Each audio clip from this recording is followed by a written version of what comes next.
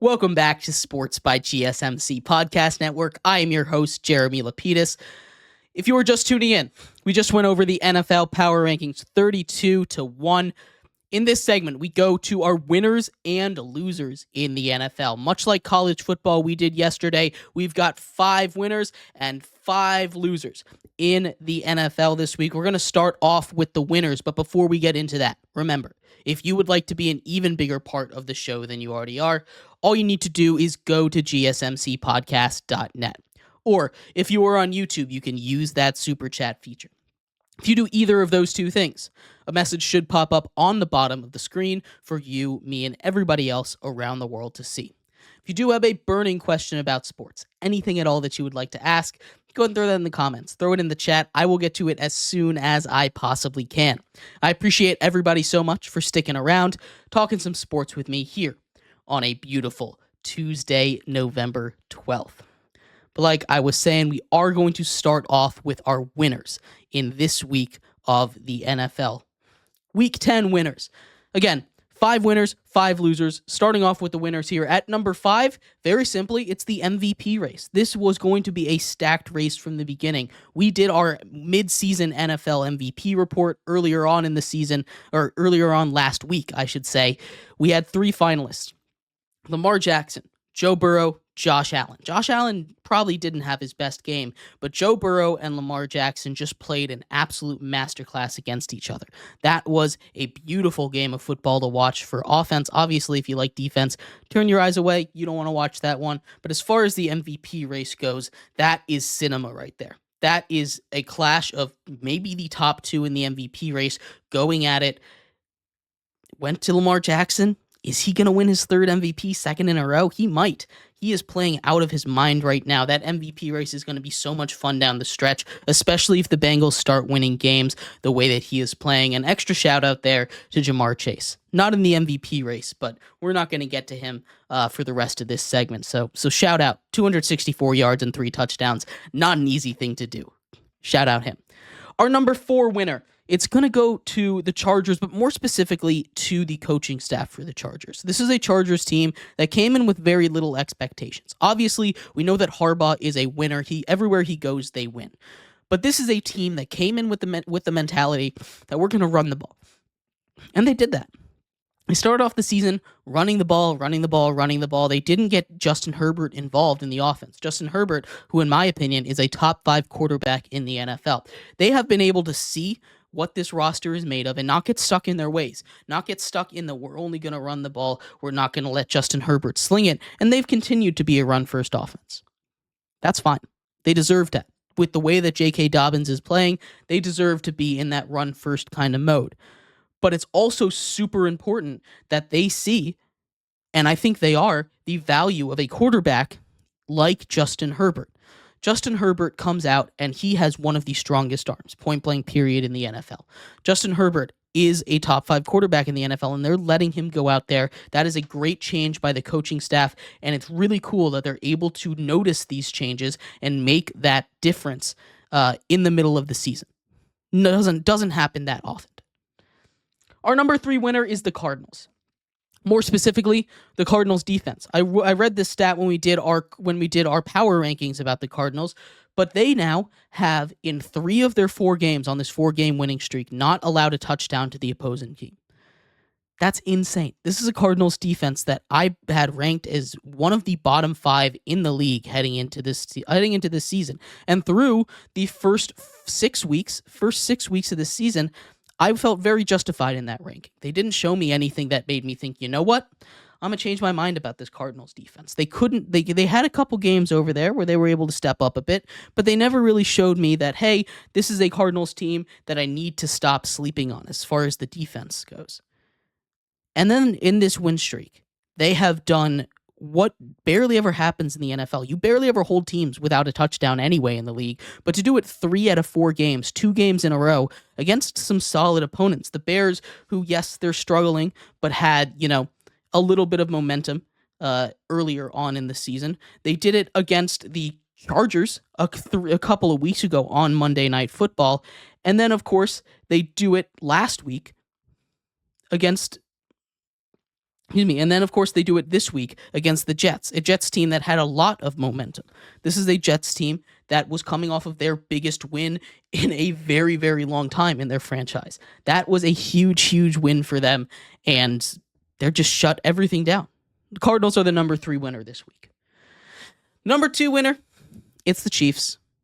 They keep finding ways to win, and I can't ignore it anymore. The Chiefs, not that I really was ignoring it, but that special teams for the Chiefs really stepped up. It hasn't been the usual suspects at the time. In the beginning of the year, we thought the offense was going to be great. They finally got some receivers. They were going to turn it around. The thing that kept them in games, kept them winning games, wasn't the offense. It was the defense, specifically that linebacker core. And that linebacker core, I still think, deserves a lot of love. It still deserves a little more love than I think it's getting, because I think it's the best linebacker core in the league, and I think it's the best defense in the league. But special teams really stepped up huge. Obviously, we know all about kickers. Kickers are important, but the special teams, the amount of work that the Chiefs must put in at special teams, the amount of film that they must watch to find the weakness in that Broncos offensive line and exploit it at the most opportune time. The Chiefs, great coaching. They keep finding ways to win games, and they're still undefeated. This is a scary Chiefs team. They're only going to get better. They're only going to get more healthy. And, I mean, come on. They're just really good at football, guys. The Chiefs are the number 2 winner this week, which puts us at number 1. The number 1 winner, the team that made me changed my opinion on them completely this week, was the Steelers. The Pittsburgh Steelers came out there and showed me something I have not seen from them all season long, which is a competent offense. Against the Giants, a game that their last game that they won heading into the bye, the offense, while it still worked, was not very competent, if we're being fair. They had a punt return touchdown, and they didn't really get much more offensively. This was a huge performance by them. Russell Wilson, while he wasn't the most accurate, was able to put the ball in harm's way without turning it over that much. And maybe that goes to point at how bad the Commanders' secondary has been, because it's been bad. Mike Williams scores his first touchdown as a Steeler in his first game. Congratulations. That is a huge get for them. George Pickens makes some of the most insane catches I've ever seen. And this is a Steelers team that is changing my mind. We all know about that defense, but the way that Russell Wilson is transforming that offense, this is a Steelers team that could be very dangerous, and they're the number 1 winner of the week. But let me know what you think. We're going to take a quick break here. When we come back, we turn our attention to the losers this week in the NFL. The top 5 losers this week coming up in just 1 second here on Sports by GSMC Podcast Network. Welcome back to Sports by GSMC Podcast Network. I am your host, Jeremy Lapidus. Today is Tuesday, November 12th. If you are just tuning in, we just finished going over the winners, the top 5 winners from the NFL in Week 10. A big week for a lot of teams. Bad teams got a lot of wins. Good teams got a lot of wins. The middle kind of suffered a lot in this one. But regardless of that, we're going to get to our top 5 losers of the week in just 1 second. But before we do, remember, if you would like to be an even bigger part of the show than you already are, all you need to do is go to gsmcpodcast.net. Or if you are on YouTube, you can use that super chat feature. If you do either of those 2 things, a message should pop up on the bottom of the screen for you, me, and everybody else around the world to see. If you do have a burning question about sports, anything at all that you would like to ask, go ahead and throw that in the comments. Throw it in the chat. I will get to it as soon as I possibly can. I appreciate everybody so much for sticking around, talking some sports with me here on a beautiful Tuesday, November 12th. But like I was saying, we are going to get into the losers here in just 1 second. Top 5 losers this week from Week 10 in the NFL. And we're going to start at number 5. And this is a team that I talked about yesterday. It's the Colts. The Colts are at number 5, and it has to do with the quarterback situation. I've talked a lot about this, and I still haven't found a reasonable explanation for what they're doing at quarterback. The Colts are a team that they're just fine. They're going to be around 500 all year long. And that's fine if that's what the Colts are going to be, but they clearly want to be a playoff team. They're not a playoff team.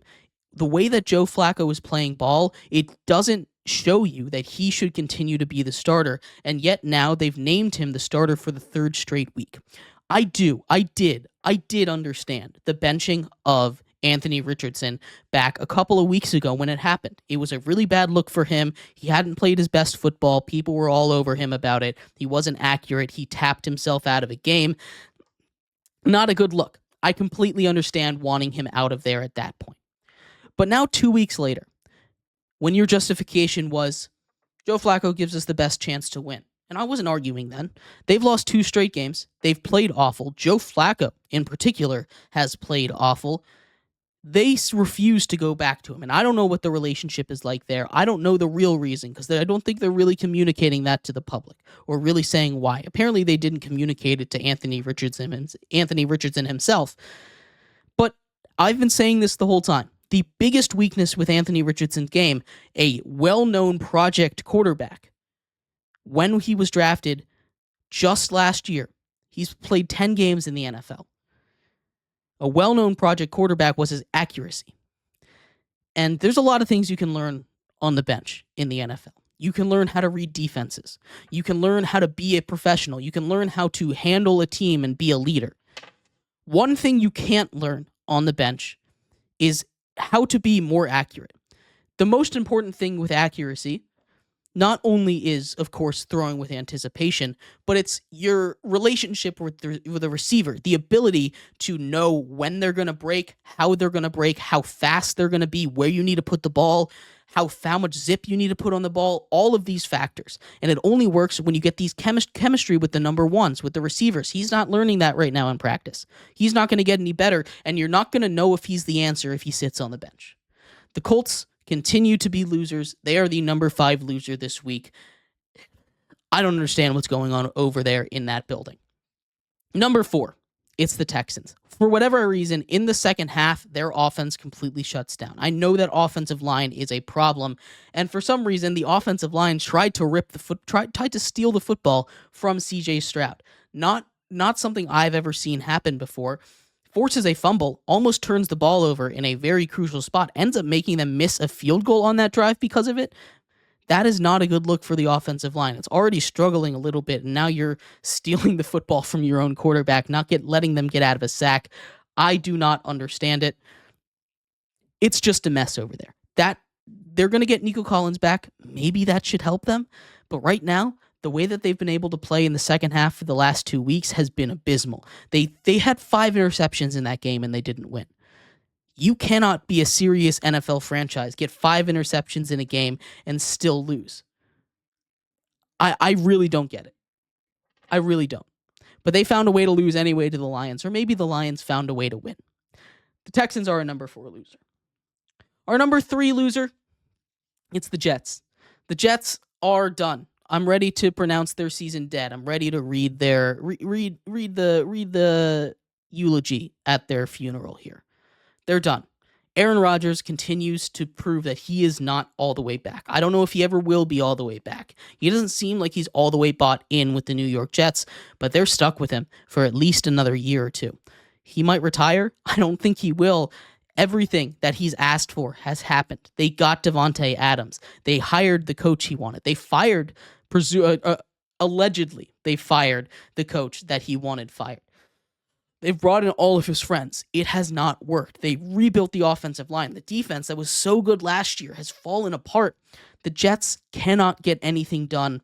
I don't know what's happened. There might be a curse over that team, but for whatever reason, Aaron Rodgers going to the Jets, his career is absolutely tanked, and the Jets have no future right now unless magically they can find a way to turn it around next year. They're all the way in, though, so they don't really have much of a choice. At number 2, our number 2 losers, it's going to the Dallas Cowboys. Jerry Jones in particular. Jerry Jones, king of the castle over there. All the walls are starting to close in.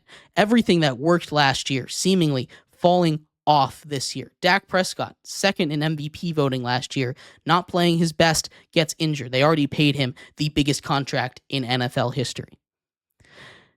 CeeDee Lamb, not the same receiver. They already paid him. You have the defense incredibly injured, but also cannot stop a run of your nose right now. This is an absolute embarrassment for the Dallas Cowboys. They are playing like one of the worst teams in football, and to top it all off, they have, and this is something that if you've watched football for a while, you've known, the issue with the sun in Jerry World over there in Dallas. It's caused them to lose a touchdown in the last game, and Jerry Jones refuses to admit that it's a problem.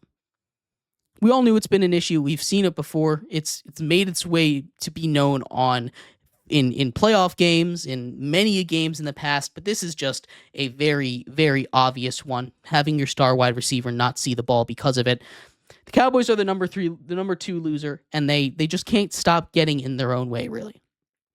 And that leads us to number 1. The number 1 loser of the week. It's the Chicago Bears. For the second week in a row, the Chicago Bears are the biggest losers. They cannot figure themselves out.